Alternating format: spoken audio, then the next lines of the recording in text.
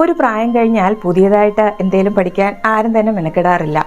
പഠനം എന്നത് കുട്ടികളുടെ മാത്രം കാര്യം എന്നാണ് പലരും ചിന്തിച്ചിരിക്കുന്നത്. പ്രായം കൂടി വരുന്തോറും ബ്രെയിനിൽ മാറ്റങ്ങൾ സാധ്യമല്ല എന്ന് ഒരു കാലത്ത് ശാസ്ത്രജ്ഞന്മാർ വിശ്വസിച്ചിരുന്നു. എന്നാൽ ഏത് പ്രായത്തിലും മാറ്റങ്ങൾ സാധ്യമാണ്. ഇതിനെ അറിയപ്പെടുന്നത് ന്യൂറോ പ്ലാസ്റ്റിസിറ്റി എന്നാണ്. നമ്മുടെ ബ്രെയിൻ എന്നത് കളിമണ്ണിൽ നിന്നും പാത്രങ്ങൾ ഉണ്ടാക്കുന്നത് പോലെയാണ്. നാം എങ്ങനെയാണോ ബ്രെയിനെ ഉപയോഗിക്കുന്നത് അതനുസരിച്ച് സ്വയം രൂപമാറ്റം വന്നുകൊണ്ടേയിരിക്കും. അപ്പോൾ ബ്രെയിനിൽ മാറ്റം വരുത്താൻ കഴിയും. എപ്പോഴൊക്കെയാ? നമുക്ക് പുതിയ കാര്യങ്ങൾ പഠിക്കുമ്പോൾ, പുതിയ അനുഭവങ്ങളിലൂടെ കടന്നു പോകുമ്പോൾ ബ്രെയിനിൽ ഇങ്ങനെ മാറ്റങ്ങൾ വന്നുകൊണ്ടേയിരിക്കും. നമ്മളൊരു പുതിയ ഭാഷ പഠിക്കുമ്പോഴോ, ഒരു അപകടത്തിൽ നിന്നും രക്ഷപ്പെട്ട് വീണ്ടും നടക്കാൻ പഠിക്കുമ്പോഴോ, ഒരു ആഘാതത്തെ അതിജീവിക്കുമ്പോഴോ ഒക്കെ നമ്മുടെ ബ്രെയിൻ അതിൻ്റെ വഴികൾ പുനർനിർമ്മിക്കുകയാണ്.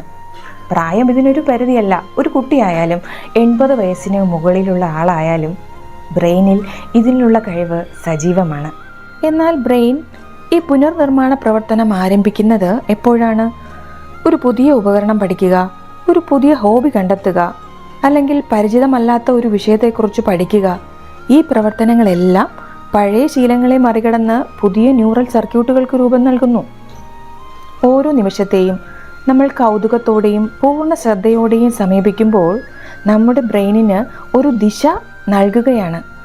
ചിന്തകളെയും ശ്രദ്ധയെയും എവിടേക്ക് നയിക്കുന്നുവോ അതനുസരിച്ച് നമ്മുടെ ബ്രെയിൻ മാറിക്കൊണ്ടിരിക്കും. അതുകൊണ്ട് ചെറിയൊരു റിമൈൻഡർ: പ്രായം വെറും നമ്പർ മാത്രം. പഠനം ഒരിക്കലും നിർത്തരുത്. ഓരോ ദിവസവും ഒരു ചെറിയ കാര്യമെങ്കിലും പഠിക്കാൻ ശ്രമിക്കൂ. സ്ലോലി നമ്മുടെ ബ്രെയിൻ ചേഞ്ച് ആകും. അതോടൊപ്പം നമ്മുടെ ജീവിതവും.